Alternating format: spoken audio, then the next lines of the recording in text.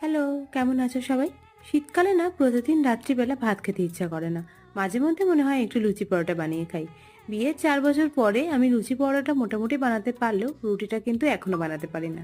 আর আমি আর আমার বর দুজনের মধ্যে কেউই সেরকমভাবে একটা রুটি পছন্দও করি না, তাই ওটা বানানোর আমার ইচ্ছাও হয় না। আর দেখবে কোনো কিছু যদি ইচ্ছা না থাকে না, তাহলে সেটা শেখাও যায় না। বিয়ের আগে আমি কিছুই পারতাম না, তাই অনেকেই আমার মাকে বলতো, কি গো তোমার তো মেয়ে, রান্নাবান্না শেখাও, শ্বশুরবাড়ি গেলে তো নাহলে কিছুই করতে পারবে না। বিশ্বাস করো, কোনো কিছুই শেখানোর প্রয়োজন হয় না। দরকার বা প্রয়োজন মতন মানুষ সবটা শিখে নেয়। আর সত্যি বলতে আমার শ্বশুর বাড়িতে কিন্তু এখন অবধি আমাকে কিছুই করতে হয় না। ওখানে সব কিছু মামুনিই করে। আর এখানে যেহেতু আমরা একা থাকি, তাই আমরা আমাদের দুজনের প্রয়োজন মতো বা ইচ্ছে মতো দুজনেই সব কিছু বানিয়ে খেতে পারি। আমার বড় কিন্তু খুব ভালো রান্না করে।